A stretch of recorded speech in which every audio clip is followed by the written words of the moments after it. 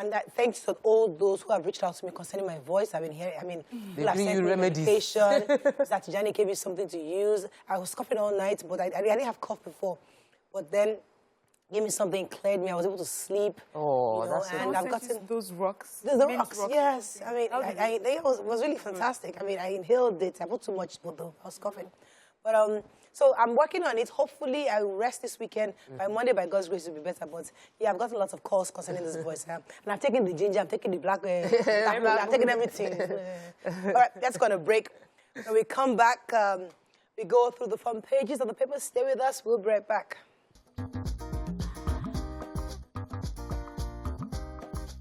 Stay tuned. Your View will be right back. Okay, we're going to start with The Nation. Wike bombs ASUU PDP as party's crisis deepens. 38 million litres of petrol smuggled out daily, says Customs CG. ASUU on mission to destroy varsity education, says NANS. Nigeria's out-of-school children now 20.2 million, says UNESCO. Oyomesi to interview 86 for Alaafin stool. Why our debt profile will continue to rise by DMO. EFCC arrests Ogun Assembly Speaker Oluomo. And 11.9 billion naira stolen from the Kwara's treasury between 2011 and 2019, says report. Okay, which story are we starting? I'll start with UNESCO. So, United Nations Educational, Scientific and Cultural Organization, UNESCO, has released a new report, and it shows that 244 million children and youth between the ages of 6 and 18 worldwide are out of school. And out of that number in Nigeria, we've got 20.2 million children that are out of school. A lot of it has to do with the insecurity challenges that we're facing, they say. They say that these new numbers that we have is because of a new and improved method of collecting data. So this is almost as close to reality as possible. And on the list of those who have really high numbers is also India and Pakistan. So we are in the company of India and Pakistan as for those that have so many children out of school. One of the reasons they say, UNESCO says, getting this data is important. We know the SDG 4, which is equitable and quality education for all. And, many countries have put their benchmarks 2025, 2030. And so this is supposed to help us to see how we're progressing towards achieving this benchmark. It looks like Nigeria is really struggling. So I guess this is I'm waiting for the Honorable Minister of Information to respond to this, because usually when this kind of reports come out, we hear from. Let us hear the counterfacts and see what exactly the real numbers are. We'll see. What other story do you have in Nation? The Controller General of Nigerian Customs have scattered the table. So he has started to query. He was appearing before the interactive session with the House of Reps Committee on Finance on the 2023-2025 medium-term expenditure frame and fiscal strategy paper. And he queried NNPC's 60 million litre consumption statistics that they've been pushing out. He says, if it is true that NNPC says we consume 60 million litres of petroleum products in this country daily, how come NNPC releases 98 million litres daily? And that even the 60 million litres that we are talking about, himself is querying it. He said what he's thinking is, if a person lifts 60 million litres out of their depot today and delivers it, that same person cannot come and lift 60 million litres tomorrow. Sure. So how do we expend the 60 million litres in question? The House Committee was trying to see how it is smuggled out.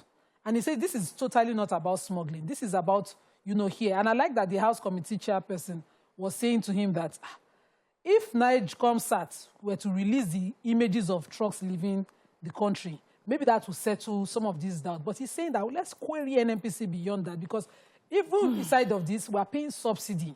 That, and this subsidy, if you look at what the custom is declaring as their revenue annually, NNPC is not declaring anything. Yeah. NNPC is claiming 60 million litres and then distributing 98 million liters daily and making the country pay subsidy for that. So it's asking for more probe into the activities of... It sounds like outright theft. Yeah. Yes. Says the, outright. I'm telling you, the robbery outright. Is in the outright. Let me take this story from the DMO because, I mean, she's saying exactly what we already know, but let me just say it because she said it. The DG, Ms. Patience Oni, has said yesterday that the nation's debt profile will continue to increase because we are not generating enough funds. We already know that. She said that until the Senate or the National Assembly begins to query our revenue sources. So all the various agencies and ministries that are supposed to be generating revenue for us should be queried. Why are we not making money? Because this debt profile will continue to increase. According to her, the stock at the end of March 2022, our debt profile is 41.6 trillion naira. That is like, and it says, according to her, it says that 85% of the debt is, the federal government was owing 85% of this debt, and 15% was being owed by the state governments. And she also explained that there's something else I wanted to, really important, she said. I can't pick it up right now. But the point is that we will continue to, our debt to GDP growth is one of the lowest. We're also in the company of Pakistan, India, Nigeria, 195th out of 197th. So we obviously have a lot of work to do concerning our revenue, either by most countries' taxes, but here it's difficult to tax because people are already poor. But we can block the leakages, and one of the things that what this Nima just talked about is a major leakage. Yes, the EFCC nabbed the Ogun State's Speaker of the Ogun State House of Assembly. His name is Honorable Olakunle Oluomo, under allegations that he was involved in forgery. He said he forged signatures and forged financial documents of the assembly. He said they found him on his way out of the country, and they got the information that tipped them off. Though the EFCC spokesperson for Lagos State hasn't given information, but they've been investigating allegations of him being involved with forgery of signatures. Yeah, they also said that they had extended invitation to him like on 2 other occasions, and he didn't show up. So. Let's go quickly to the Punch. NNPC can't justify 6.34 trillion petrol subsidy. You just took that story. ASUU strike hits 200th day. Students decry failed negotiations. And court stops Lagos from demolishing Ikoyi buildings. Okay, let's just take 2 stories there. ASUU strike has hit the 200th day. And parents and students are just, you know, we're all unhappy. The reports really just went around talking to parents, stakeholders, and many students are saying that for them, even going through their university education, some of them are saying this is like their 3rd strike action that they're experiencing while in school during a 4-year course or a 6-year course. Many of the parents say that it's unfair. ASUU stands. First of all, they believe that ASUU and government have just refused to compromise so that this can be over. But they say ASUU stands on getting paid for the 6 months, for the 200 days that they haven't been working. It's unfair and it's insensitive. That it does not show that they care about the students who are at home.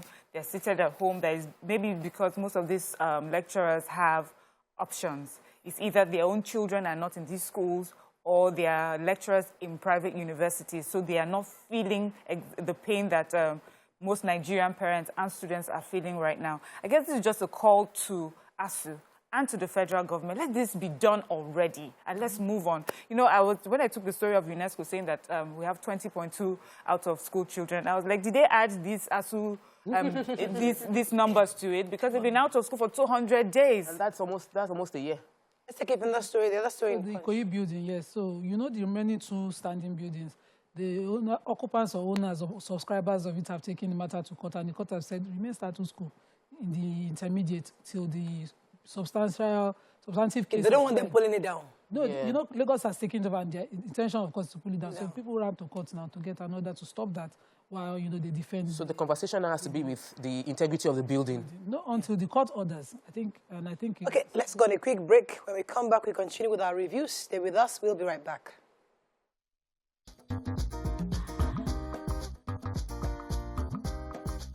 Stay tuned. Your View will be right back.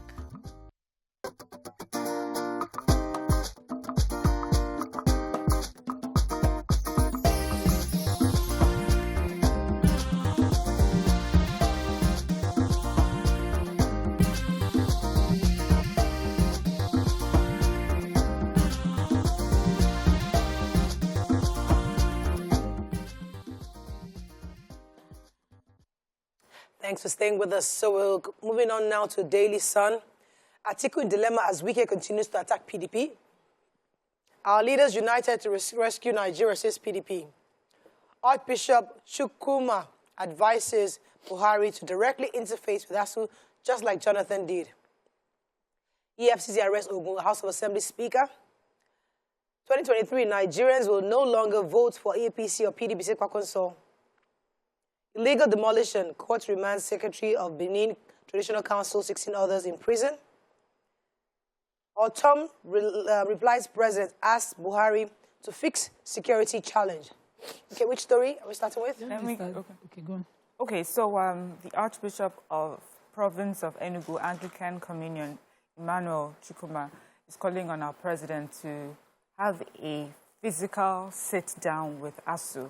And this is in response to the fact that government has said that they're calling on vice-chancellors and pro-chancellors for a September meeting. He says it would not be nice that government is seen to sort of cut off the ASUU, the union, and have conversations on how to get the schools to reopen, either through blackmail or threatening them. He says that during the Jonathan administration, he sat down with ASUU and that he feels that this approach would go a long way in resolving these issues, and also that the president should set up a committee that would go around all these universities and see the level of the dilapidation that universities have been complaining about, and then sit at a table that when he doesn't interface with them directly like that, it almost shows as if he does not care about them and does not see them, as equals.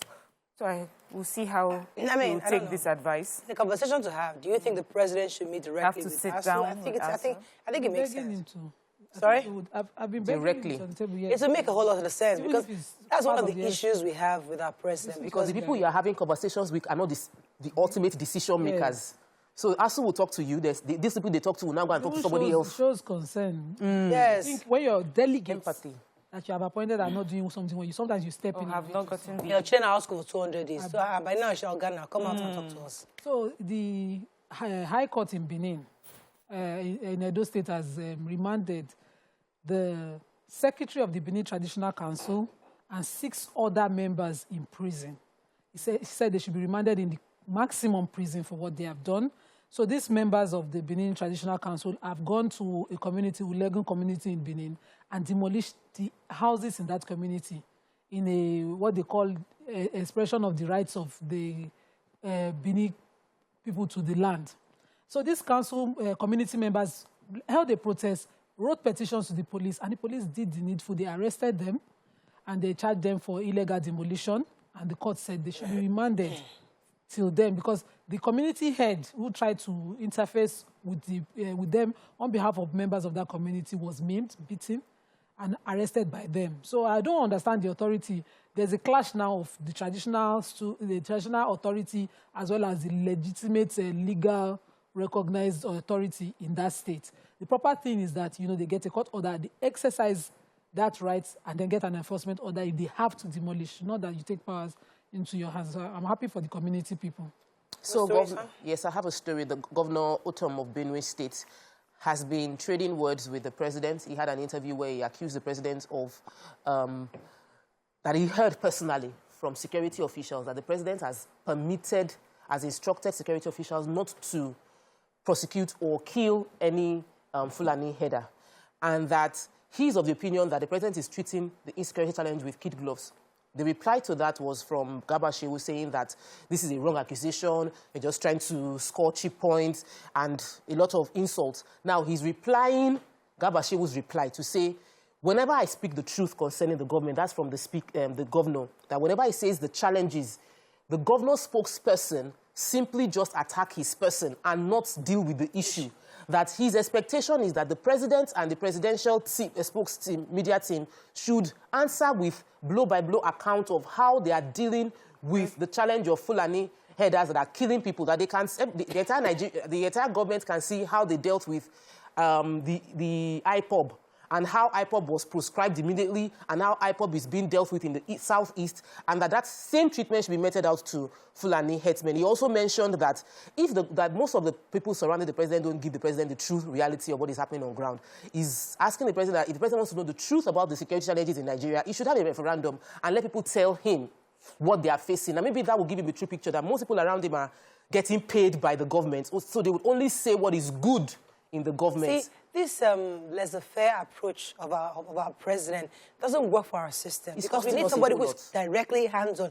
By the way, you see, if you're in a country where everybody kind of knows what to do, then you let your leaders, those who be appointed to do the job. But this country needs we need you to be hands-on. Every area, it might be a lot of work, but you just have to be there. So he said if it is false alarm, how come Fulani headers are still killing people, there's still banditry going on, and yet there's nothing going on from the government side? Let's move on to Vanguard. President Buhari. For the story we've not taken, auto crash claims 7 lives in Ekiti. New UK law mandates foreigners to declare acquired property. Interesting. Finally, Tucano jets are being used. Well, I'm sure they've been used. What?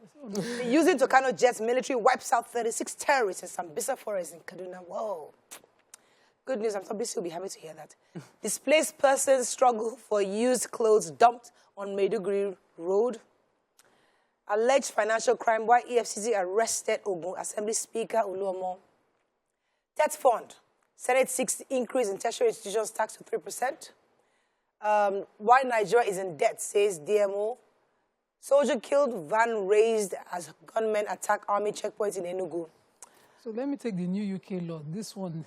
Why did you take the UK law? Why is it interesting? Oh, you're not into Abi, I'm wondering. Let us hear what I am sure there's a catch. Papers that expose our people having secret something around some islands and all of that in kingdoms that are secret accounts. United Kingdom. The UK has enacted a law, or they have passed a law that says it's titled Economic Crime Transparency and Enforcement Act 2022. This law compels everybody that, who wants to buy, sell, transfer property or land in the UK to register that property with the company's house and declare they are registrable beneficial owners. Not be say you go buy as an agent for one principal that is unknown. So you buy, you declare. And if you have any properties also like that in Northern Ireland, in England, in Wales, all of it, declare. Especially to respond to declare. Is that a UK accent? So we can trace it. So we can trace it. So we can trace it, so that there's openness.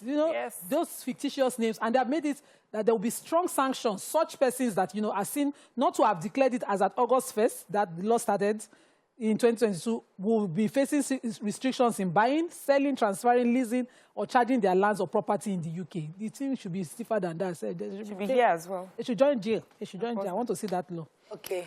Yes, I have another story. I knew you enjoyed that story. That kind of story you like. Go ahead, Mariam. This one is sad. Our military, unfortunately, in Enugu State, Eha Amufu, Isuzo local government area of Enugu State, there have been reports that there was an attack at a military checkpoint by alleged gunmen, to the extent that one of the military officers also has been reported killed. His name he's identified as Gimba. The people who were in that area have been able to also confirm that this incident happened, but they say that life has gone back to normal. Everybody has just gone back to normal, but many people said that they were aware when the attack happened and everybody ran to safety. And then in Katsina State as well, very sad story. They said it's called an armored personnel carrier. So this armored personnel carrier are stationed in various communities in Katsina State. Even the governor just recently ordered like about 10 of these. And it follows residents to the markets, from their residents to the markets to help them buy foodstuff as protection. And on this particular day, they ran over a bomb, was detonated over it and killed almost 4 of the military people inside. A lot of them also, so many other casualties. And, really sad. So government is doing its own, as you can see in this case, doing its own to see how they can protect the people. But these bandits and insurgents are really, have a lot of information. Definitely. Okay, let me quickly take the story on the TETFund. So the Senate Committee on TETFund, the Tertiary Institutions and Tertiary Education Trust Fund. We made an oversight visit to TETFund to just see how they've used the budget. So far, as you know, they collect 2.5% of profit from companies registered in Nigeria to invest back into the school, into education. Now, the committee is advocating that they should increase that to 3% because obviously they've used the 2.5% well, and they're hoping that with the 3% they can do better. They're also advising TETFund to invest in a mathematical center because the need for them to thrive in research, science, technology, and innovation. You can't do that without mathematics. So they're also advising TETFund to use some of this money to invest in a mathematical center across board. But, I mean, at least we know that the Senate committee is working and going around to ensure that money is given and being spent widely. Let me just take the... You have to wrap up. 11 billion naira has been stolen from the Kwara State government between 2011 and 2019. Specifically, 2 billion naira cash was withdrawn just within 8 days of the February 2019 elections. That is so, like, there's so much correlation between money being withdrawn just before the elections, and this was done through a forensic audit. So the same audit team has now recommended some companies, some individuals, that these people should be prosecuted because 11 million has been traced into no projects, and then the monies are gone from the Kwara State government. So I think every state should do this. At least you can see where your... Okay, that is all we can take on Front Page Review. When we come back, we want our hot topic of the day. Stay with us. We'll be right back.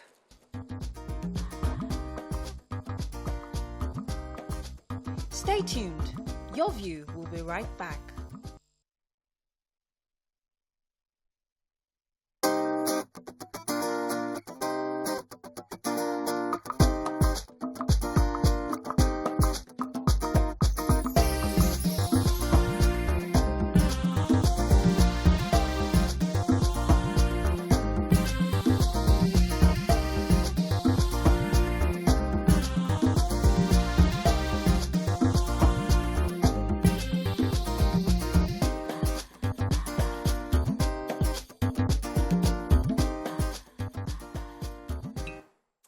Thanks for staying with us. So today, we're talking about something quite interesting about family. When people talk about conflicts between married couples and homes, many of them often identify the mother-in-law factor. Particularly, they say, oh, the mother-in-law did this or did that. But in today's conversation, we're focusing on the sister-in-law and brother-in-law factors. Because there's always this issue of rivalry. We'd like to hear your thoughts on the potential rivalry that happens in a home where your sister-in-law or brother-in-law have to live with you and how to manage that entire episode. I don't want us to delve into the mother or father-in-law issues because I said we've always overflogged that. But you can call us on 081-270-53687, 091-398, and the rest of the numbers is on your screen. You can also call us on, you can also send us messages on TVC Connect, hashtag your TVC, so we can read your tweet. So this issue of family, I know we've discussed it before in the past, but it's been a while. And siblings, you know, there was a video that was posted some weeks back, or a couple of months back, where a woman was complaining that, oh, her sister-in-law is just in the house doing nothing. She's there slaving out in the kitchen, you know. And I got a story from somebody that says that her brother-in-law lives with them. And because he's in university, you know, her husband doesn't allow him, discipline him. Because he's an adult, don't talk to him anyhow. He can come out. He goes out at night, comes out all time, whatever time he wants. And she doesn't want that as a bad example for her kids. And she has growing kids, I think I can't remember, I think it was between the age of 7 and 12. She didn't want them to be seeing that as normal because, so her husband was your normal 9-to-5 guy, but his younger brother was constantly going out to clubs, parties, hanging out. He didn't have a place of his own. And she just didn't want that example for her kids. But she didn't know how to confront this situation. She sent that message to me privately. But what are your thoughts on her managing? These are people somewhat either within your own age group or slightly younger than you. So people that you should talk to with confidence and directly. But because they are in-laws, you know, they have this mark of, you can't tell them anything. No. How do you handle this situation? You might want to go first. Okay, so I saw that video where that woman went live on her in-laws. her sister-in-laws, and the way they did not even care. They didn't care. They just sat down there. So really, I think society needs to switch on. We need to flip switch. If a woman is in her home, she's not squatting in her home. I say it all the time. She's the hostess of that home. She needs to care for what people would eat, how they're comfortable. And if you come into that home and you're not productive, she can bounce you out. She can say to you immediately, go to where you can be productive. Because this idea of, she has to put up with me, it's my brother's home, or it's our brother's home. Some people even are extended. Some are so extended, they should not even be near. And I remember that our fathers, my father-in-law, protected me from these kind of things when I got married. Nobody was allowed to visit me. Whether close, why are you going to house? You know, she and her husband did not cut. Let them get to know themselves. It was grace in itself. Because I cannot bear it that somebody will be in my house. I wake up in the morning, the person is still there. It happened once in my house. In my second year, my younger brother, immediate one, was visiting. And his usual style is after his morning prayers, he'll be sleeping. So that morning, myself and my husband, usually because I'm an early bird, get up. My husband was cleaning up. My brother was sleeping. I went into, I called his name. He answered me and continued sleeping. I went to get a bucket of water. Oh, shit. Poured it on his head. Are you for real? He took offense. He's my immediate younger brother. I'm sure he's watching. He took offense. He said, sister, why? I said, leave my house. Now, this minute, don't stay another second longer. Because if it was my in-laws doing the same, I can't stand it. If you are setting that standard now, and I did not see anything, tomorrow my husband will be like, Shebi, the other day your brother came. So please, this one that you have brought into my house is too early in my marriage because you know my nature. I can't stand it if it was someone else. So leave. He left. He did not come for a year till his boils settled. But I'm proud that I set my standard. That I will not take. Let me throw this in there because you see, it's easy for somebody to say, "Oh, I'm the hostess of this house. It's my house," but they'll tell you that you don't know the story before the story. We have a background. Like, this is my sibling, where we had nothing together. Our parents died early, or I took care of this boy, or he took care of me. We were there for each other. So both of us have a bond that regardless of the fact that, yes, you're married now, it's not your house, but you must respect the fact that myself and this sibling share a very unique bond that you cannot just come and throw away because, you're the hostess of the house. So because of that bond, a wife is therefore forced to have to live with the shortcomings of this sibling. I mean, those are some of the compromises people have to come in. I mean, I'm just saying that's society. So I think that's why we're having this show, so that we can educate people. Each other, yeah. As a mother of 3 boys, I am mentally, my oldest, they are 10, but I am mentally preparing myself as a mother that no matter how much I feel I've invested and I'm close to my children, at one point they're going to grow up and fall in love with another woman, and they'll be committed to that woman more than they are committed to me. They will love me and care for me, but their commitment, their heart is going to be with another woman, and I'm praying God will bless that woman already. We must know how to love and let go. You cannot say because of what we've been through, you will sit and hold on to the person. A marriage is between a man and a woman. Uncles, auntie, everybody around, you are wonderful, but you are not in that marriage and you shouldn't be. And we have created, it's a culture that everybody feels like we're together. It's our family, it's our brother's house. So it's not your house, it's your brother's house. And he now has a wife. Situation has changed. Let me give you my own story. My wedding night, I got to my house. Everywhere was full. I closed the door and told my husband, I am not going into that house until everybody goes. I stayed in the hotel for 3 days until they emptied the house. Because I wasn't going to resume life as a married woman, frying egg for people and cooking. I wasn't going to do it. So that night, as in the next morning, we were supposed to just spend the night in the hotel, then go to the house and then, start life. And then I went to my house and I saw all the rooms, only, even the room that is supposed to be my husband and myself's room. Some people were there. They were saying, we'll move our things out for you. And they were not ready to go back home. They were planning to do like a week. They managed themselves. Because they realized they had sent us out of the house. And they knew that Tokpa is not coming home until all of them left. So they had to shorten their time in Lagos. Yes. So they went the point, we need to start changing that status quo. I'm not of the opinion that you shouldn't take care of your family members. You have, every human being has a responsibility.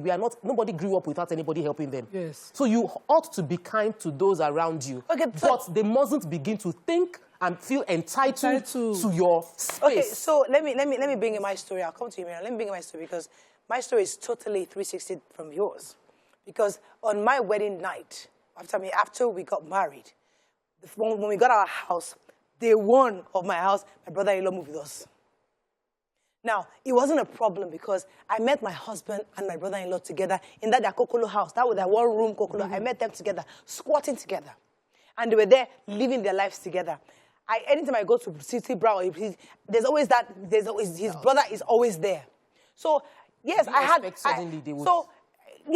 that day one, I felt, but listen, I already knew that. What do I want? To throw out the brother. Because the house where they were living in, the rent was already up. So the brother was just starting work. He was just starting out his life. He hadn't really established himself. He needed a buffer.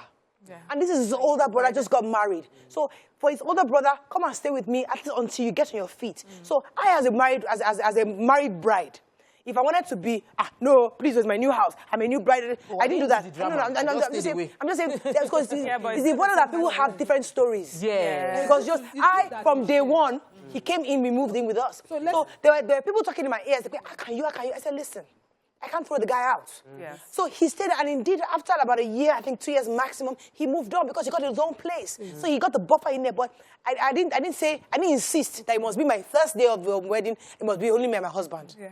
Yes, Maria, let me tell you something. You're right. See, circumstances can be different. Yeah. And so we'll treat it, as individuals. And I don't think the problem is also that they're in your space. Is that when they're in your space, how do they carry themselves? Do they respect that you are whether we like it or not, you are the host. This is your home.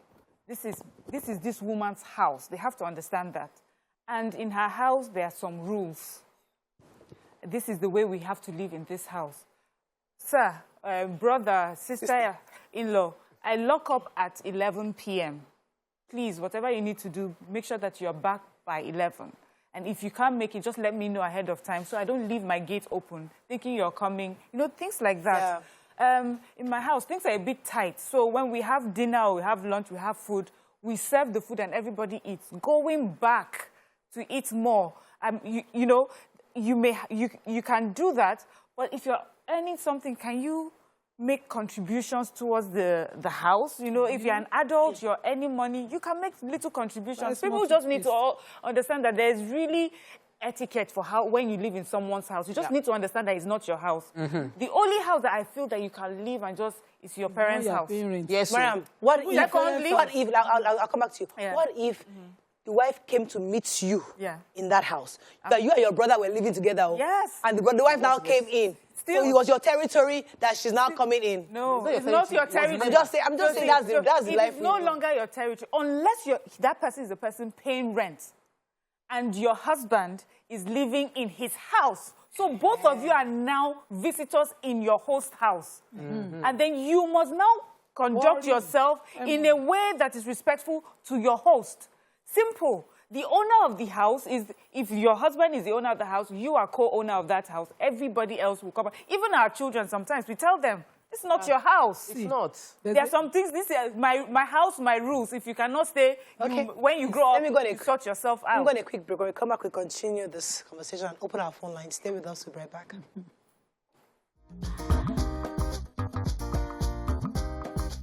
Stay tuned.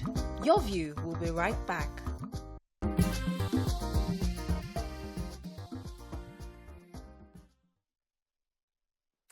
Thanks for staying with us. We're still discussing this issue of in-laws. And it's always easy to talk about, them. We forget that we also have siblings, which you talked about earlier, that our own sisters and our brothers still all have their own issues. Yes. But, Nima, you're going to say something before the break. Okay, so in my own case, amazingly, I have amazing siblings-in-law. All my husband's siblings are amazing to me. They come to my house, they respect my space. They want to take water in the fridge. They say, Nima, can we take water? And I'll be like, it's your house now. So we understand the rule. And it's also very important because I hate when I'm angry, I can't express myself calmly. if something is upsetting to my eye, I think it's an entitled confrontation of my space, I would declare it. So those kind of clashes, you understand yourself. It is important that when we are raising our children, we prepare them for these kind of changes. It's not like, you know, the case of two siblings. I know a family, they were just two of them, a man and his sister. They're from a very privileged home, I can't mention their names. And when he married, the younger sister moved in. But then she moved in with this entitled, wicked mentality. As a girl, she won't even help with the baby or house chores. The woman was a medical doctor, always on call. Imagine that kind of person. You're with that person and you're not productive. You're not helpful. And so the woman continued to bear it because they are from the Yoruba clan where she has to be kneeling down if she had said anything to her. And so she waited it through. The auntie now married herself. Fortunately for her, karma was not far at all. It's the same thing. What happened to She her? came after a year of her marriage, in fact, less than a year of her marriage, to apologize to her brother's wife that, I must have been a nasty person because what I am dealing with is beyond wicked. As in, I cannot imagine that I did the same to you. So sometimes when we are raising children, we must let children understand that this thing is about a person's, sometimes a person's perception of how you do things. And your perception too. Some women will tell their daughters, stay in your house, stay with me, don't go to your brother's home. It is so that they can avoid things like this and prevent it from happening. Because the one I hate is that the siblings now gang up.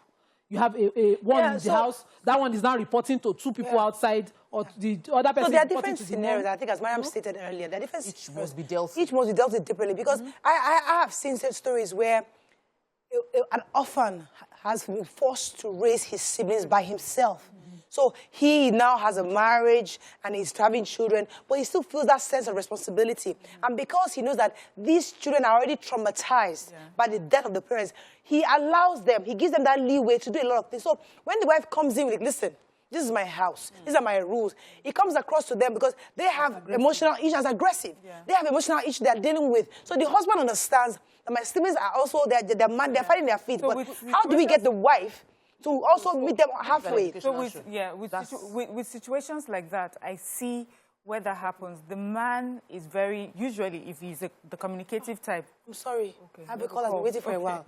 Honorable Ashun, go ahead, please. I do apologize. Hello, sir. Yes, ma'am. Hello, good morning, sir. Are you there? Yeah, I'm here. I'm so sorry. Go ahead. You're live. Yeah. Well, actually, I want to commend your topic for this morning. Yes. But you see, there are two sides to a coin.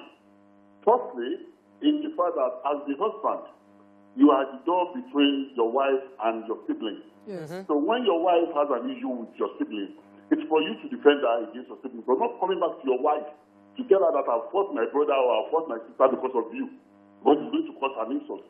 And if you fight your siblings because of your wife, you don't need to go back to your wife and say, look, I've fought this. So you're at the door. You should be the one to take all the heat. Because your wife will say to you that, oh, you are supporting your brother against me. Your brother will say you are supporting your wife against me. But as the man, you should be able to take that. Right. That's number one. But more importantly for me, the wife too. There's an attitude of you getting very comfortable with your own siblings. Yes. Excluding your husband's siblings. Yeah, that's right. So in most cases, you are comfortable with your wife, with your children. Your wife is comfortable with your children, going to spend time with her own family. Asking her family to come over and spend time. But when you ask your children to go to your own sibling, your wife will say no. Oh, they can't go there. Oh, I'm not comfortable with that person. So there's going to be that rivalry. So wives too need to let go a bit. And that is why if you look at it today, most of our children are very close to our wife's family than the husband's family. Fantastic. Thank you. That's a good point. Let me let you finish the point you make. I'll come back to this. So, Thank you very much. okay, so we're talking that... I was saying that we say whereby there's a connection between husband and sibling. Yeah, so I say like with most people in that situation, and I see it also with maybe widows who already have children, widowers who have children, is that from the get-go, you know that you're marrying everyone. This is our story, and we're all connected. So we have to all like you. We have to all trust you to allow you into our family, or else when you come in, there's going to be lots of clash. I've seen that happen so many times. So you find that that person has to work her way towards, or has to work his way towards earning the trust of everyone else. So when the person even comes, they don't see you trying to instill discipline as you trying to break them apart or anything. They already trust that your intentions are right. But I also wanted to point out that even though we're talking about in-laws right now, there's some in-laws that actually, people will tell you they prefer them than their own siblings when they're around. The in-laws, maybe they see, let's look at like a husband. He has younger siblings who respect him, love him, because maybe it's so much sacrifice for them. And that love and respect just automatically they give to the wife. So every time they are there, they want to do everything to make sure that she's fine. But then you have the siblings who have seen you finish. They know you. We're exchanging shirts, you know, and everything. And all of a sudden, you think you can come and tell me, do this, I don't do that. And, you know, and I hear people say, when my in-laws are around, life is so much better. My house is so much, you know, calmer. But when my own siblings come, it's war all the time. So it's really about how you conduct yourself. I don't think it has to do whether in-laws or no in-laws. When you come to someone's house, how do you conduct and respect that house? Let me take this call from Okbayemi Ikorodu. Good morning. Are you there? Good morning. You're live. Go ahead, please. I really love this topic this morning because it's as if you are in my home. One, there are some things these sister-in-laws did at times that there is one among them, the last one. She will tell you to borrow her money and she will be in pain. You'll be seeing the pain yourself. That she's seriously in pain and she needed help. But after collecting the pain from you, that's the end of it. She won't say anything about it again. And you, now, there was a time she requested for 1,000 naira from me and there was nothing in the house for them to eat. I was so bitter within me, but I couldn't give her the money because she won't return the money for me. A lot like that. What can someone do to something like that? Yeah, taking advantage. Okay, I thank you very much, Okome. That's a sibling taking advantage. Now, there's another angle I will address that in a minute. Okay, let me come to you. In a situation where you and your sibling have a fight, you and your brother have a serious fight, and where it got all bitter. Of course, your wife, your husband knows about it, your spouse knows about it, you fought with your brother, and they try to resolve it. But eventually, that fight, both of you are able to resolve the fight. You move on with your sibling, you're now brothers. But the spouse who knew about the fight, who knew the issues, the gossips, the backbiting that happened around that time of the fight, hasn't forgiven. So by the time siblings, maybe their own children come to the house, there's always that disconnect, which is what the Honorable Osho was trying to say, that there's that, oh, you cannot go to Kinigo's house to play. I don't trust them. I don't want, because, not because you have issues with them, but because there was a fight. And you feel that there's a problem. And then it now causes animosity, because there's a trust issue. So wife doesn't trust husband's wife, children, or stuff like that. And you only trust your own family. So there's that. So how do we, as people, human beings, when you have issues with your spouses, with your siblings, how much of it should you express to your spouse? So, excuse me. I'm of the opinion that you can't determine who you would trust. You might meet 4 very kind people, but you click with one. And it has nothing to do with the other 3. It's just that your spirit just connected best with one person. When it comes to dealing with in-laws, there must be fairness. You must strive to be fair. I feel that in that case, even if you are uncomfortable, because you have children who are part of that family, you must prioritize that relationship to thrive. I have, because I'm an only child, I deliberately try to let my children have a relationship at least with their cousins, because I know that this is, you need to have people, and these are your people. They are both Odiges. You must have that relationship, even if at the time when my sister-in-law and I still had a bit of issues, we're getting to know each other. My husband would be like, don't go. I say, I want my children to know they are cousins. So even if me and my in-law will be giving ourselves I will carry my children there. My children must know they are cousins. So that it was, and now our relationship is amazing. But the children, they've always, the friction did not get to them all through. So it's impossible. Marriage is for adults. And there must be a high level of maturity to be able to handle the different dramas you are going to face in the place of marriage. There are going to be different phases. You know, you mentioned about the proximity. If they are already extremely close, Mayam addressed the fact that you already know what you are going into. So you know that my husband lived with his brother until they got married. A month before they got married, my elder brother got married. He moved out because he knew. It's about being responsible, that I cannot allow my elder brother marry his wife and I'll be inside the house with them, there will be... I'm already used to the way even though he was extremely close to his brother, he moved into a smaller one room. And that is out of respect. And that's why I said this is an educational show. So if you find yourself, your brother is about to get married, move as much as possible. But if you don't have the capacity to move. If you don't have the capacity to move, then you will be the nicest in-law ever. Yes. You will take everything, even if they insult you, you will submit because you understand. Which is what I experienced with my own brother-in-law. He never, in fact, we never clashed on anything. I knew he's an okra person. Once there's okra in the house, my brother-in-law is fine. You know, I knew what it was. So it was very clear. We had a very respect. It was even funny. My husband's younger brother was even kinder at the time I got married than my husband. I can just, hello, bros, I need brooms. And he will go to market and come with brooms. Yeah. I'm looking for something in this area. He will show up with it. When I'm coming to visit my husband, when he's coming, hey, babes, he wants to hug, his brother goes for the bags. I've never seen, as in I enjoyed his siblings maximum. Yeah. It's simply responsibility, little things. If you don't have to stay with them, as little as, and you're earning something, toothpaste, auntie, okay. Let's go to that. Let me go on a break. We'll come back, come and address. So in the case where you have to stay in the house, what are the things you can do responsibly? That's what we'll take on. Let's go on a break. When we come back, we'll continue with our conversation. Stay with us. We'll be right back.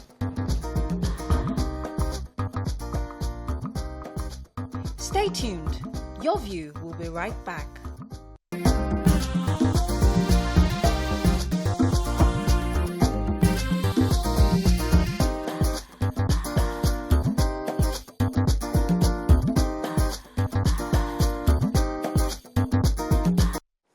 Thanks for staying with us. So to add some spice to this our conversation, we have a Nollywood actress, Anita Joseph. She's not just a Nollywood actress, she's a television and social media personality. She's not a dancer, she's an entrepreneur, a philanthropist, who has featured in over 300 movies and counting. She's extremely talented, has won Africa Magic Choice Award as Actress of the Year. Welcome with us, Anita Joseph in the building. First of all, you look amazing. Thank you. You look beautiful, and we're so happy to have you on the show. I'm blessed to be here. So before you came, we're talking about siblings in law, living in your house. You know, everybody talked about, is it nice for you to move in as a new married couple, where you now have to deal with your siblings living with you, or where you and your spouse are already living together? You now have a sister-in-law, brother-in-law moving in with you, or even staying with you. And even when they do stay with you, what is the decorum? What should be their behavior within the house? How should they behave towards you as a couple? That's where we are heading to. But let me get your initial thoughts on this issue of siblings living with a married couple. If these people just got married and moving together, and the sibling comes to live with them, get a CBO. Like, I feel it's too soon, but it depends on the wife. Let me say me. If I'm good with that sibling, I will allow it. But shouldn't you be good with just most of that? Let me ask you that. Must you have a good relationship with all your husbands or your spouse's siblings? If I don't have a good relationship with you, why shouldn't you have? Are you not a wife? Yes, I'm a wife, but you know, some of these guys some of them are terrible. From the get-go, you have to learn to love them. You know, it's what they give you.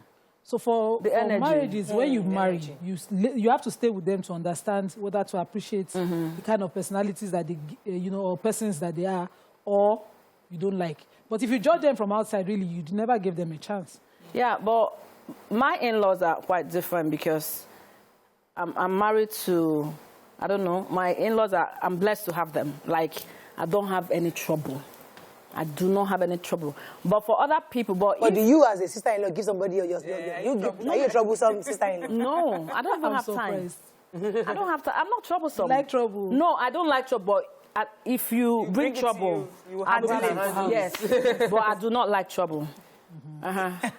So if this in-law is a good person, yes, I can stay with the in-law. But if I, as a wife, I was already, the in-law was already living with the brother. Yes. And I come in. Yes. And we're good. Yeah. You can move in with us. That's okay. You are the one, you are the new one, you are the new addition. Brother and sister, brother and brother were living together peacefully. You now came as a wife. Yes. Should the brother move out? That's what I'm saying. If we're good, he will move in with us. It's fine. Stay with yes. He'll move in with us because if he doesn't have anywhere to stay, exactly. But if we're not good, me and Oga go talk and he doesn't have anywhere to stay, would you put him out on the street? Because I'm a good person, I will allow him. Then we'll raise money for him to go. Find a place. Okay, so now let's talk about the modus operandi in the house. When you have siblings living in your house. Okay, so just before we go into that zone, I wanted to say that, you asked the question, must you like your in-law to live with your in-law? I think that in some cases, you don't need to like someone to respect. They are human beings. They might be, you might not like what they do, but because the person is a human being, you would respect and manage the relationship, because I'm always of the take the higher road, be the more mature person. So even if you find yourself as married into a family that they have a lot of immature people or wicked people or someone that their relationship, they're not handling the things well, your own person and your sense of maturity should help you. Let me stay on that a bit. Stop better with them. You will avoid the time you will spend with them. You will limit time you spend with them, but when you are with them, you will not become like them. Let me stay with that for a second, because we have siblings where because I'm your sibling, you are forced to love me. She's your sibling. So imagine she's a Sister Mary in church, for example, now. And you are a sibling, and she's constantly telling you to give your life to Christ, stop blonding your hair, stop piercing, your face. And she's in your face. But she has accepted you. And that's my sister. But me, I am Pastor Mary. I'm her husband. I don't want you in my house. I don't like the fact that you have a blonde hair. I don't want you dressed, because I don't want my children tattooing. So I have that issue, but she loves you. So that's how do I accept to live with Mary and Mariam's sister in my house when I'm the pastor? That's the question. And that's it, because it's easy to say there's you love people, but they would have their shortcomings. And when it's your sibling, even if you don't overlook it, you learn to live with it. But God help if the person is not your sibling. You will talk about it every day, point it out every day. How the person did not flush the toilet again. Oh my God, he did not flush the toilet. Exactly. But if it was my sibling, I'm like, you have been doing this since you were 3. Please go and flush the toilet. I may even laugh over it. But God help if that person is not my sibling. I'm like, how? How does an adult behave that way? And so it really would take it would take someone that's truly mature, to do it. But I also say that it's about respect. People should have guidelines for how you should conduct yourself in their homes, and you should not be seen to give preferential treatment to one person, to your side, even if it's your children. Your children should not be allowed to get away with the behavior you will not accept from someone else. So everyone would have to conform. But I cannot imagine having to live with someone that you're not gelling with for the rest of your life. Right. One day, something would... You bust. Let me take Anto that comes to you, Nima. Anto, are you there? Yes, I'm there. You're live. Go ahead, please. How are you? Very well. Thank you. This is a very nice program. Yes. And I quite appreciate that all of you saying there are all women. And most of the problem we face in our houses is that they're just like, I was not comfortable with the other person that made submission that immediately she came into the house, she wants everybody to leave the house. You have to study the situation, and also in every reaction you are going to take in the house, you need consultation with your husband. You see, some of us, we are all religious people, and it is so clear to us that the house is owned by the husband. So any decision you are going to take in that house, you need to consult your husband before you go into taking any decisions. So it's just like you got married, and somebody has stayed with his brother for the past 20, 30 years before you are coming into the house for the first day and you say the person should leave. How does it look like? You see, these are some of the things we cause problem for ourselves. Nobody is wicked. Nobody doesn't want you. Even at the time when you are having the courtship, the brother or the sister knew that you are having a courtship with him. So that it's not like the other person that has said that if the person is strong to leave, you can't come and test your brother out because you have married a wife, and then you test him out to go and sleep under the bridge or anywhere. It's not fair. Thank you, Anto. Please. So, wait, no, let me address it. No, I'll address it. Yeah. So there are three things, there are three scenarios we've done here. The first scenario is where you say you got married, and because visitors came to your house, there was a large house, people were there visiting. So he said, and you're in a hotel. So when they all came, okay, please, clear the house, then I move in as a first couple. That's your own scenario. Yeah. My own scenario was the fact that I knew my brother, my husband and his brother were living together, and he just got a job, and he hadn't really gotten anything to stay on. So he came in day one, and we lived together. The third scenario was your own husband was living with his own brother for a long time. Out of his own volition, he felt that my older brother is about to get married. A month to it, he found a place to go. So there are different scenarios. So you study your own situation and pick out the one that works for you. It's not one size fits all. No. Now you can say your own. Besides, my husband knows I'm an only child. I've lived in a nuclear family all my life. Like, I grew up with father, mother, children, maybe a few times, and me. Maybe a few times one uncle will come and stay with us, but I couldn't survive in a big household. It's valid. And because he knew that, he could understand why my reaction was that way, and he supported me. It is important, what you said, both parties must be on the same page for it to work. And so, because it seems to be talking from a pain point. No, but wait, let me say this. In life, everything, there should be an adjusting period. Yes. When I had my first child, adjusting to motherhood was a school I never thought was possible. And it took a while. It affected my health. I needed to adjust. In our custom, there's the 40 days practice, the Omugo practice. This is for the mothers to adjust. So the same thing. Everybody is from their background, a total package. As in marriage, they're coming with their past. Give them that time to adjust. And if it involves you staying, respect yourself. You must be able to carry yourself. I wanted to respond when Miriam was talking about the responding. So a woman who, because we are focusing, it happens more on the woman's side, who comes out to say, this is your brother. The response should not be like, well, Auntie, let me just tell you, cannot come and separate our house. This is our house. You give her aggression, she might just cook aggression for you back. Because she's not squatting. She's a full adult who decided to come and marry you. Did she come and beg you? Was she homeless? The mentality has to change. Because the way I see things, when it affects my dignity, totally that conversation has been ruined. Let me give you a scenario, though. Let me give you a scenario. So you come and say to your husband, the way your brother is acting, don't be angry. You say year 1, you say year 2, year 3 is like, deal with it. This is who he is. You yourself are not dealing with it. No, so your brother, if your brother has a fault that is upsetting your wife, you have to call him to order. So you have to say there's something my husband says. He says none of us are 100%. Yes. I used to just always get upset because my husband would use a towel and drop it. I just get upset. And one day I wanted to make it a thing. He was like, you have your flaws that I overlooked. I don't make a big deal. Just pick it up. And I figured out, there are some things you can just don't pick it up and move on. It is not like, deliberating or what, you can move on from some things. Anita, in a situation whereby I want us to go to the next level, so now they have to live with you, where you are living with them. You said they.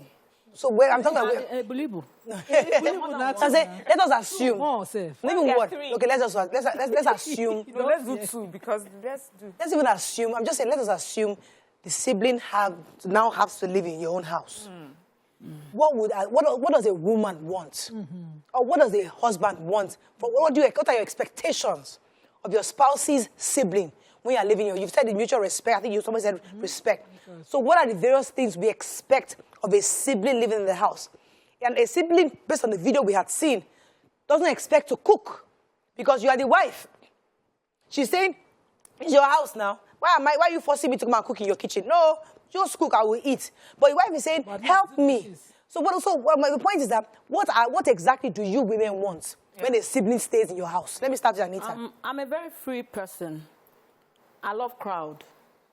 I love people. Yes, in my house.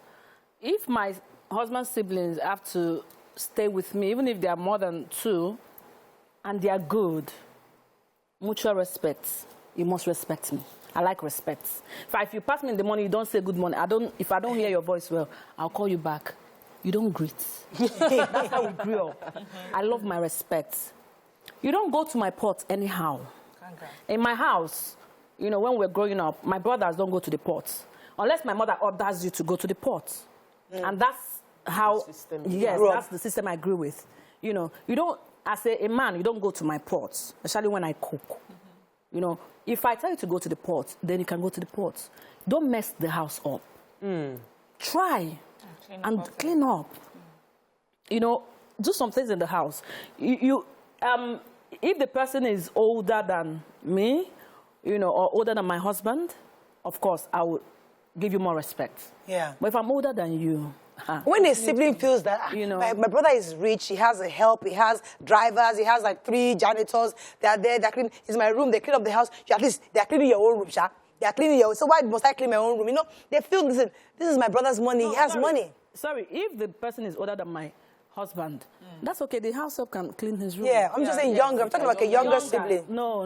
My husband won't even enter that room. What are your own expectations if you have a sibling or a husband or spouse's sibling living in your house? My expectation is just that clean up after yourself, you know, just respect. You're there in the morning, we greet each other. I think I'm personally, whether it's in-laws or my own siblings, I don't like people in my space constantly. I can't stand it. It overwhelms me. I like to have my space. So you can be in the same house as me, but I'm not the sort of person that will sit down with people in the sitting room and just be gisting, whatever. And it can be taken the wrong way, like, oh, she's unfriendly. Yeah, it's not that, proud. or she's proud. It's because I need to go. When I have to sit with people, I have to mentally prepare myself.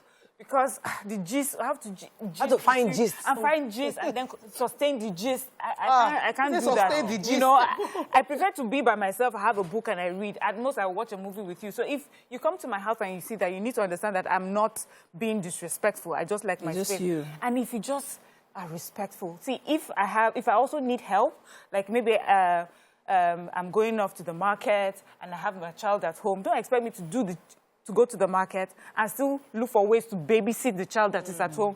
Offer to do one thing. Okay, can I do this for you instead? Or you go to get something and you work, you earn some money, and you decide, okay, I can help you with a little bit with the grocery. Right. That's all. It's just simple, easy things, nothing major. Let me take this call from Yakub, then I'll come to Nima. Yakub, are you there? I'm there. Well, good morning. You're live. Go ahead, please. And good morning to you all. Good I don't know morning. if I have enough time to summarize this, because this very particular topic indirectly is talking about me. I want to share a little experience I had. When I moved to Lagos 21 years ago, my brother married that time, and then when I came in, I found out that the children that my brother was carried out at that time is just 3 months old. In the following day that I came into the house, I found out that she would cook, she would fetch water, she would bath the baby, she would do everything. And I think that, okay, what do I need to do to help this woman? And I decided, okay, madam, just leave the aspect of fetching water for me, I will do that. I continued to do that. One day my brother told me, do you think you can do this? Because all of us come from the same village, we know ourselves. My brother's wife is just 1.5 years older than me. I know her very well in the village. Do you get it? So we are like playing together in the village before me. But I tell my brother, just leave that, I will do it. Do you know, my brother still called me again, do you think you can do this? I wasn't getting what the message that he was trying to pass. Because he knows his wife. Molayo, because of the time, I started fetch this water from that day. Up to 6 years, I continue fetch water because we are living in the face me and face at that time. One day like this, I went to play because I'm a former drummer boy. I went to the former IG. He's doing something at that time. We go there in a hotel. Mother, I fetch water that very particular day, 2 drop full. Coming back on Sunday, I found out that the water is no more. I asked the woman, I want to take that because I needed to go back. The woman told me that go and fetch another water. As at that time, she doesn't have a small baby. As at that time, I said, oh, madam, you finish all this water. You cannot even fetch common 1 bucket. The one that I saw in the kitchen, I wanted to use it so that I can go back. The woman, he threw all the water away. I said, okay. So you can do this. You hold that at me just 1.5 years. I will continue fetch water for you almost 8 years. And then the little water here, you throw it away. Okay, no problem. Do you know, as I go fetch another water, the woman instructs me that I must fill up the 2 drops. I say, hey, I said, okay, I will never do that. Before I can say that rubbish, it can't my clothes. But because of the respect I have for my brother, I couldn't raise my hand. So because my desire was beating her, I will beat her. But I thought they look at. So they said that the people living in our house say, Afa, just leave this woman.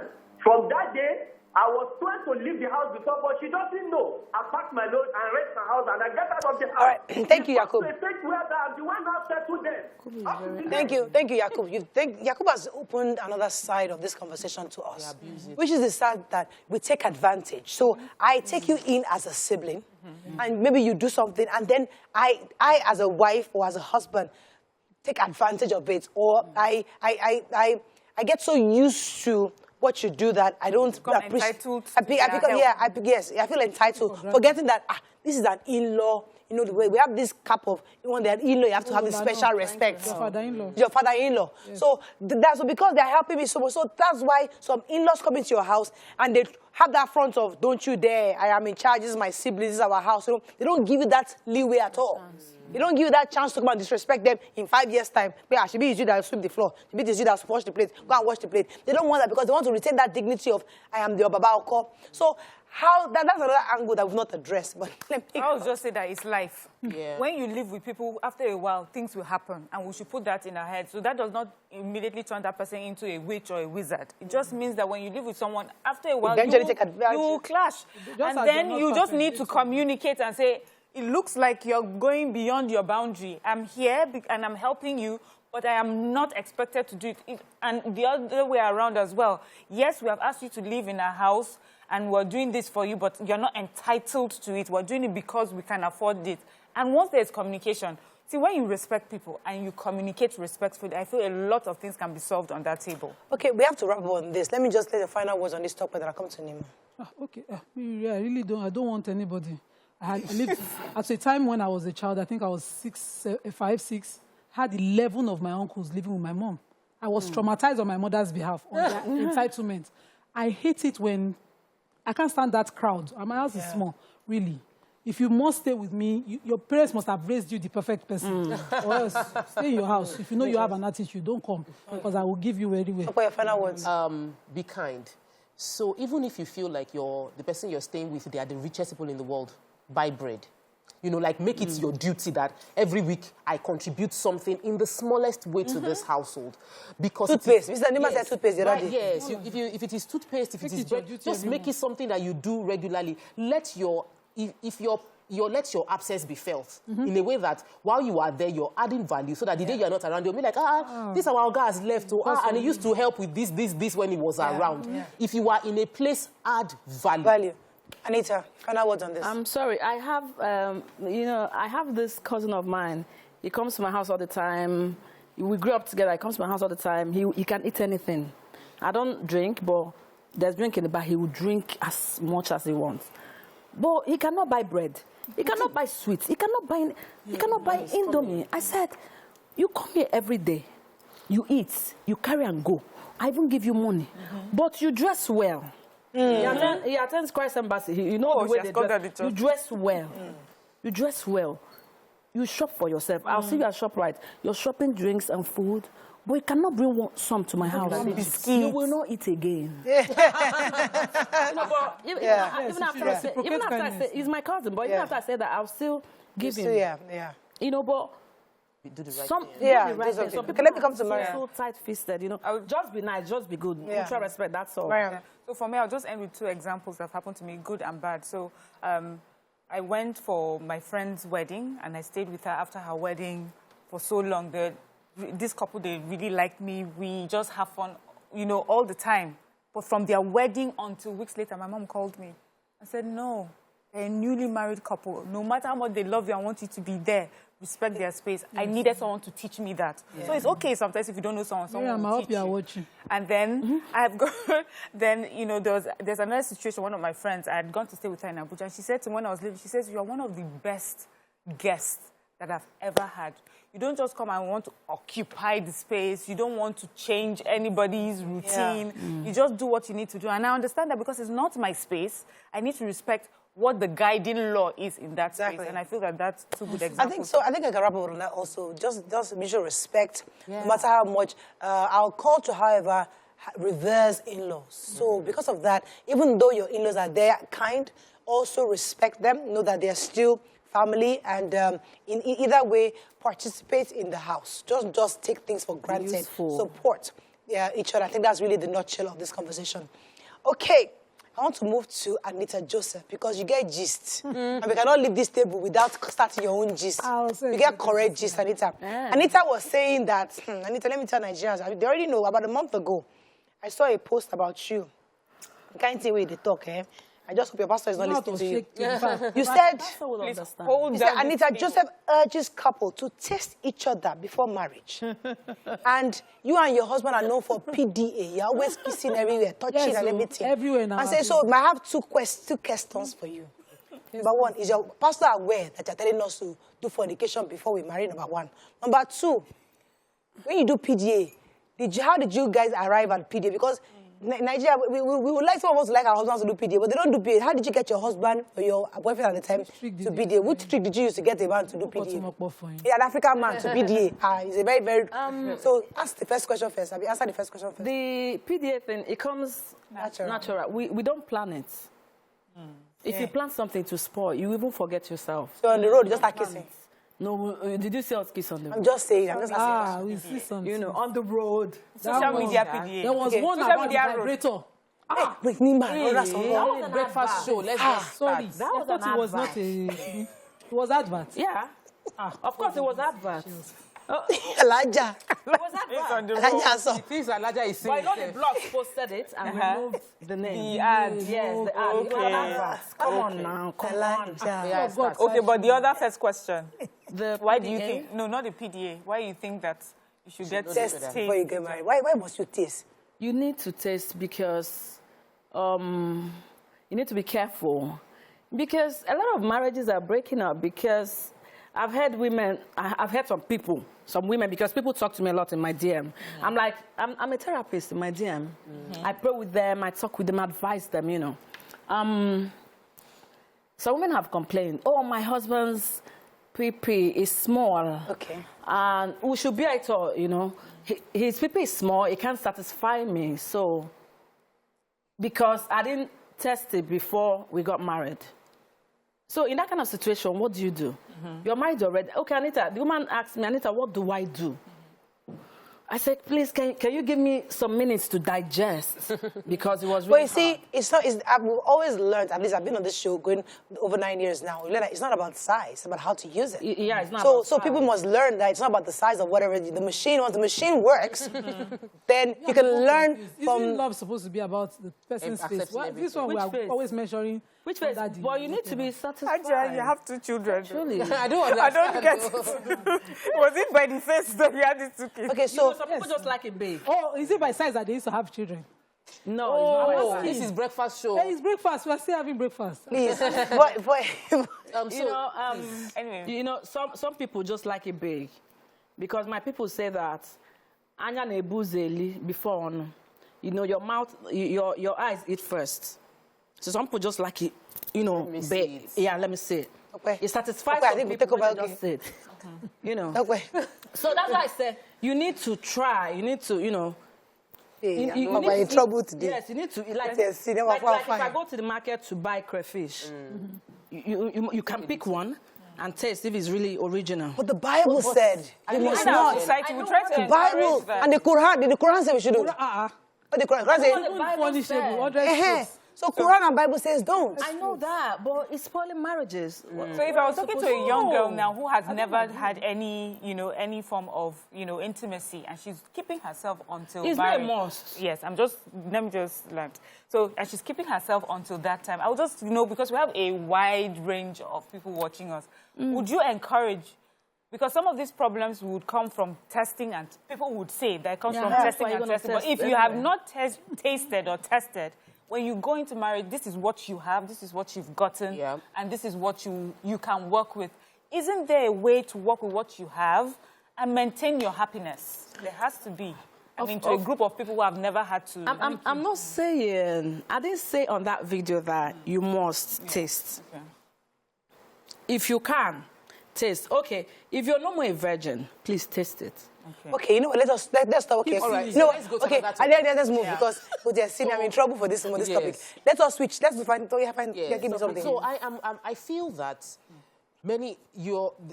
we have this. You're very endowed, you know. Yes. Oh yeah, you are. Yes. I don't know if it is no from never. God. It's from is it follow come? Yeah, follow come. It's follow come. Okay. You know, because the world we're living now, we don't know the I one that is follow come and the one that is not and it's so embarrassing because if how does that make you feel? Everybody now is hot. It makes me feel bad. Like themselves again. It makes me feel bad. You pass someone, the person will say, she do. If you see a natural body, you will know. If you see a natural body, you will know. I like the way you carry yourself. See this natural body, you know. If you see those ones where they pack sample full inside, you will know. You know the two stand well, you know. Natural body, you will know. So it's really embarrassing and painful because, I mean, God gave me this. And if you know me from way back, you know that this has been... But what do you think of the phenomenon where women are doing this to look like people like you? Do you encourage it or do you think own what you have and just be proud of it? Be confident. Be confident. Be bold. One girl said yesterday, I like your jumpsuit, but I can't wear it because I don't have the body. I said, make do with what you have. But if you don't feel okay with your body and you want to enhance it, you want to do something, it's fine. But please use a good doctor. Don't come and get problem. Yeah, because a lot of people, you know, just use a good doctor. Okay, you've not answered the other question I asked concerning PDA. So how do you get an African man to do? Because a lot of women love to be held, be touched, be hugged, you know, have those kind of nice sensual feelings. But these are African men who say, so how did, unless you're not married to an African, are you married, is your husband have African? Yoruba now. Now Yoruba myself. Ondo. Imagine. You are the worst of this matter. So how did you get an Ondo man to be able to have to open? I didn't get him to do it. He just started doing it. And he knows I like petting. Oh. You know, what kind of petting do you like? Every kind of petting. Please give me an example. Because some people don't know now. You say NBC is coming. No, petting could be just like this now. Petting could be just the way she's laughing. So wait, before career, I want to know what petting is. Before career, I have one. You see, if you tell us what petting is, a husband is watching. Okay, I can just touch her. I'm okay. So let us define petting. Don't go to the one that is too intimate. Petting as in what? Oh, petting like when I'm not in a good mood. He knows I'm not in a good mood. And he will come and talk to me. Baby, it's okay. Don't worry. You know, hold me. You know, caress me, touch me. You know, I didn't get him to start doing all of this. He just started doing. That's who he is. Yes. That's certainly your love language. Yes, that's our love language. Let's talk about your career. No, we have not gone there. We're talking about the relationship. Yes. You're older than your husband. Older? Assumed. Are you sure or you're saying are what you older than your husband? You asked. No? Yeah. So I know the truth. No. So are you the same age? Almost. We are slightly older than him. No. Slightly.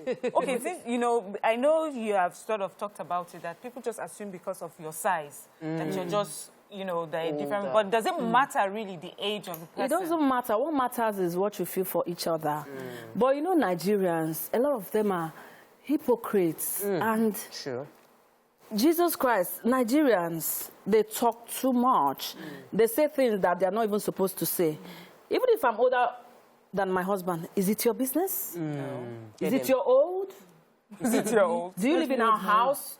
Did we have any problem? Is he complaining to you that I'm not respecting him? What is really your problem? It's not your business. Let me tell you why it's my business. You know? Let me tell you why. Because our culture is evolving. And we need to know how fast or how slow are we evolving to. So the moment it becomes mainstream for a woman to marry somebody much younger, we know it exists. And then they're happy. So what that does is that it begins to change the mindset. So if my son or my daughter comes tomorrow marrying and say, I am marrying, if your own child comes tomorrow, I'm marrying somebody 10 years younger, you can understand, okay, things are changing. So are we taking it? Are we accepting it? Or we're nipping it in the bud and say, no, we don't want that. That's really the conversation, because what you do, what each of us do affects every other person. is it controllable? There are two adults marrying. Age difference is not controllable. It's Yeah. not something that we're accepting or not accepting. We've been condoning of culture. Sorry, no vessel. No, it's fine. A lot of times. I don't see anything wrong in the age. Yeah. I don't support that conversation over and over beating it, whether the man is younger. It is about the two adults. I know, but we have a problem once our own children are involved. So imagine if fast forward 15 years, your own child says, "Mommy, I'm in love with this guy," and you're not thinking, bros. So that's what I'm saying, that we are the one changing culture. Are we going to nip it in the bud now? We're saying it's okay for us to have, because our children tomorrow, God forbid, we're having this issue of same sex, and we're still saying it's still far away. But whether let us accept, are we accepting it now, or we're saying that no for us? That's why these conversations are important. But let us go to your career. What are you doing, Auntie? What's happening? Oh, sorry, marriage. Can I? Oh, go ahead, okay, please. yeah. Let's hear about your marriage. I love love. Love makes me, oh my God. Good. So there's something that Mariah is always talking about here about marriage, where she says we don't show good marriages enough. When it's a bad marriage, people are complaining. And then when people show their good marriage, people are saying that it's fake. And I think you get a lot of It's that. in a bottle. Sorry? They say it's in a bottle. They said my husband is in a bottle. Yeah, so this is love, right? And we should express it. So just tell me what encourages you to express your love in spite of all this negative feedback that you get. I've always been a strong person, and when we met, I told him, I said, people are going to talk.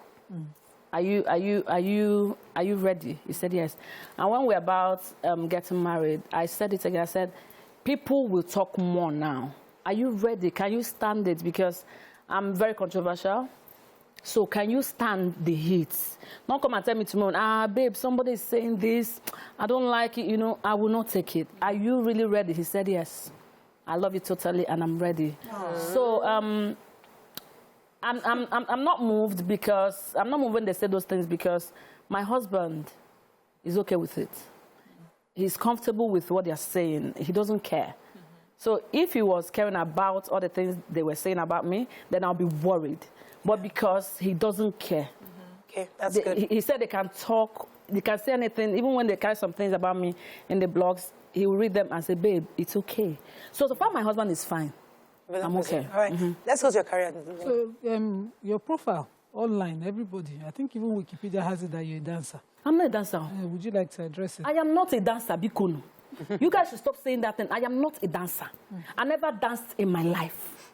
Where would they get that from? Like the kind of, the only dance I do Maybe is when I play. a good body. Yes, I'm not a dancer. Somebody said that. Or have you done what's it called, vixens? Video vixen? No, not like I danced in a video, but maybe as a video girl, but not like dance. I know sabi dance. I can only move my waist a bit, but I don't dance. Somebody said, there was one that they said I used to dance in a club. I said, for where? So please, you guys should. I don't dance. Okay. When you're talking about me, I do not dance. What are you working on? I'm not a dancer. What are you working on? 300 movies and counting.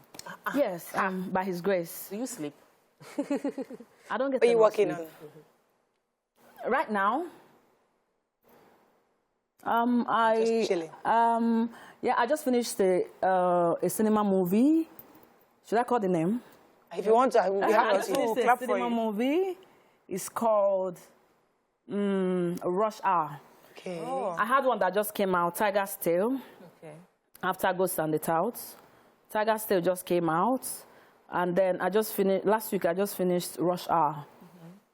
Then I'm preparing for another one. Wow.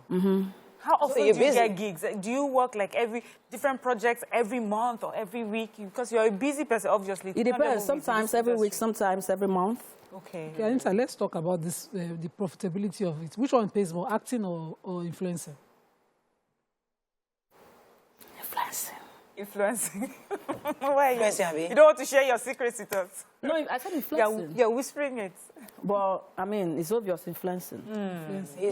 So do you have issues about, arguments online all the time? Sorry. Not all influencing. Some are adverts, some are full influencing. The full ones, the ones you do for a month, 3 months. Let me show this clip of you so that we can even see you in action. Yeah, so those ones pay more, not like the everyday advert. So that's an older movie, but that's Anita Joseph in action. Back in the days. Fantastic. So So we're waiting for Russia to come out. Now, an influencing job, I would just say, is also a major part of revenue, because you see a lot of you actors and actresses building houses and, buying cars and things. I say that this acting job with this, but now we're knowing that many of them are actually getting revenue from influencing. How has been your own journey? Many of them are, many of them are influencing, and many of them are, the big daddies, they have grandfathers, the big gods, Really? How come? Oh, okay, those small girls. Okay, good. So. You don't have that because you're married, right? I'm married, yeah. You don't have a side gig somewhere? On national television. No, not like gig. Entrepreneurship, side hustle. I have a business. I sell waist trainers.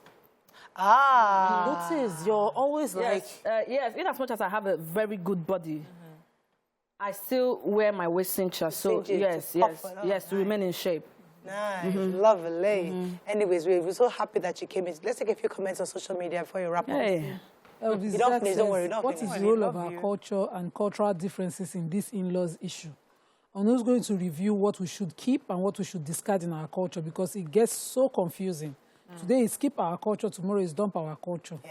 And Jemanze says, of course, influencing, never acting. I hope it's the Anne and Jemanze.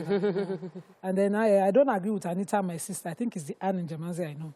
When you see some of these bodies, but baby, you cannot tell. And why should anyone be bothered about body alteration? If it helps one's happiness, it's okay, as long as you don't project it forcefully on people's kids. But sorry, because I have a natural body. I know. If I see you, I know. It's a figure. I know. Yes, I know. But if a person is cinching it, you know. Even if you're cinching, I will know. Because I have the body. I have natural body. So I know the people. I know the ones where they... You know that thing? Yeah, it's like where you're parking Sasan. It's like tire.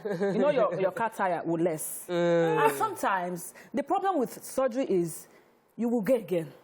Okay, to maintain it. I have people that say, oh, Anita, I want to do my body. I said, it's fine.